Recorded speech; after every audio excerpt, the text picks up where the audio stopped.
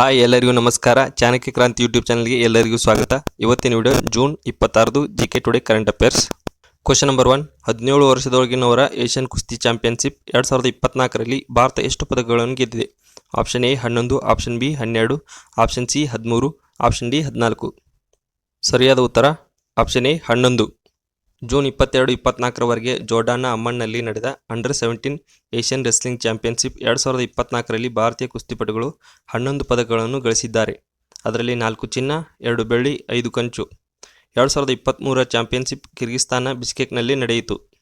Question number 2. ಇತ್ತೀಚೆಗೆ 64ನೇ international sugar organisation council ಸಭೆಯನ್ನು ಎಲ್ಲಿ ಆಯೋಜಿಸಲಾಗಿದೆ? ಆಪ್ಷನ್ ಎ ಚೀನಾದ ಬೀಜಿಂಗ್, ಆಪ್ಷನ್ ಬಿ ಫ್ರಾನ್ಸ್ನ ಪ್ಯಾರಿಸ್, ಆಪ್ಷನ್ ಸಿ ಭಾರತದ ನವದೆಹಲಿ, ಆಪ್ಷನ್ ಡಿ ಯುಕೆಯ ಲಂಡನ್. ಸರಿಯಾದ ಉತ್ತರ ಆಪ್ಷನ್ ಸಿ ಭಾರತದ ನವದೆಹಲಿ.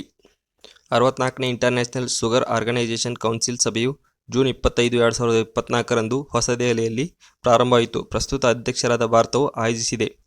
30ಕ್ಕೂ ಹೆಚ್ಚು ದೇಶಗಳ ಪ್ರತಿನಿಧಿಗಳು ಜೂನ್ 27ರವರೆಗೆ ಸಕ್ಕರೆ ಉದ್ಯಮ ಮತ್ತು ಜೈವಿಕ ಇಂಧನ ಸಮಸ್ಯೆಗಳನ್ನು ಚರ್ಚಿಸಲಿದ್ದಾರೆ. ಕಳೆದ ವರ್ಷ ಲಂಡನ್ನಲ್ಲಿ ನಡೆದ ಸಭೆಯಲ್ಲಿ ಅಧ್ಯಕ್ಷರಾಗಿ ಆಯ್ಕೆಯಾದ ಭಾರತವು 2ನೇ ಅತಿದೊಡ್ಡ ಸಕ್ಕರೆ ಉತ್ಪಾದಕ ಮತ್ತು ಜಾಗತಿಕವಾಗಿ ಅತಿದೊಡ್ಡ ಗ್ರಾಹಕರಾಗಿದ್ದು, ಜಾಗತಿಕ ಉತ್ಪಾದನೆಗೆ 20% ಮತ್ತು 50% ಬಳಕೆಯಲ್ಲಿದೆ. Question number 3. ಯಾವ ಸಚಿವಾಲಯವು ಇತ್ತೀಚೆಗೆ ರಾಷ್ಟ್ರೀಯ ಸ್ಟಾಪ್ ಅತಿಸಾರ ಅಭಿಯಾನ 2024 ಪ್ರಾರಂಭಿಸಿತು?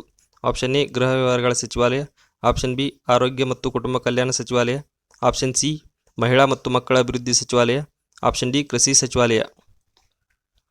ಸರಿಯಾದ ಉತ್ತರ ಆಪ್ಷನ್ ಬಿ ಆರೋಗ್ಯ ಮತ್ತು ಕುಟುಂಬ ಕಲ್ಯಾಣ ಸಚಿವಾಲಯ. ಕೇಂದ್ರ ಆರೋಗ್ಯ ಸಚಿವರು ಮತ್ತು ಕುಟುಂಬ ಕಲ್ಯಾಣ ಜೆ.ಪಿ. ನಡ್ಡಾ ಅವರು ಅತಿಸಾರದಿಂದ ಶೂನ್ಯ ಮಕ್ಕಳ ಸಾವುಗಳನ್ನು ಗುರಿಯಾಗಿಟ್ಟಿಸಿಕೊಂಡು ರಾಷ್ಟ್ರೀಯ ಸ್ಟಾಪ್ ಅತಿಸಾರ ಅಭಿಯಾನ 2024 ಪ್ರಾರಂಭಿಸಿದರು.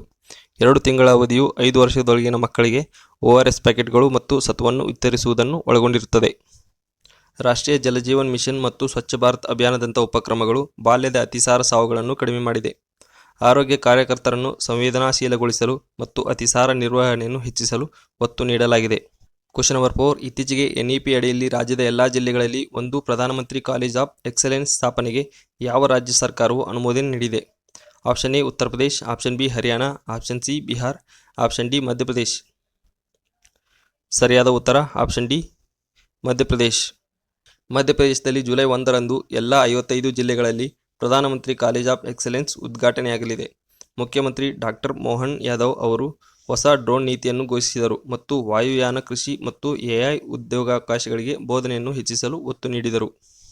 Question number 5. ಇತ್ತೀಚೆಗೆ ಸುದ್ದಿಯಲ್ಲಿ ಕಂಡುಬರುವ ಕಲುಬರ್ ವಾರ್ ಮೆಮೋರಿಯಲ್ ಮ್ಯೂಸಿಯಂ ಭಾರತದ ಯಾವ ಪ್ರದೇಶದಲ್ಲಿದೆ? Option A Bengaluru, option B Ladakh, option C Chandigarh, option D Navadehali. ಸರಿಯಾದ ಉತ್ತರ ಆಪ್ಷನ್ ಬಿ ಲಡಾಖ್. ಲಡಾಖ್ನಲ್ಲಿ ಭಾರತೀಯ ಸೇನೆಯು ಕಾರ್ಗಿಲ್ ಯುದ್ಧ ವೀರರಿಗೆ ಗೌರವಾರ್ಥವಾಗಿ ಪ್ರವಾಸಿಗರಿಗೆ ಕಲುಬರ್ ಯುದ್ಧ ಸ್ಮಾರಕವನ್ನು ತೆರೆಯಿತು. ಜುಲೈ 26ರಂದು ಕಾರ್ಗಿಲ್ ವಿಜಯ್ ದಿವಸ್ನ 25ನೇ ವಾರ್ಷಿಕೋತ್ಸವದೊಂದಿಗೆ ಸೇರಿಸಿಕೊಳ್ಳುತ್ತದೆ. ಆರ್ಯನ್ ಕಣಿವೆಯಲ್ಲಿರುವ ಲಡಾಖ್ ಸ್ಮಾರಕವು ಸೈನಿಕರ ಶೌರ್ಯವನ್ನು ಗೌರವಿಸುತ್ತದೆ. ನಾಯಕ ಮನೋಜ್ ಪಾಂಡೆ, ಸ್ಥಳೀಯ ನಿವಾಸಿಗಳೂ ಸಹ ಯುದ್ಧದಲ್ಲಿ ನಿರ್ಣಾಯಕ ಪಾತ್ರವನ್ನು ವಹಿಸಿದರು. ಕಾರ್ಗಿಲ್ ಪೂರ್ವ ವಿಜಯ್ ದಿವಸ್ ಆಚರಣೆಗಳು ನಿವೃತ್ತ ಬ್ರಿಗೇಡಿಯರ್ OPA ಯಾದವ್ ನೇತೃತ್ವದ ಟ್ರೆಕ್ ಟು ಬ್ಯಾಟಲ್ ಸೈಟ್ ಅನ್ನು ಒಳಗೊಂಡಿತ್ತು.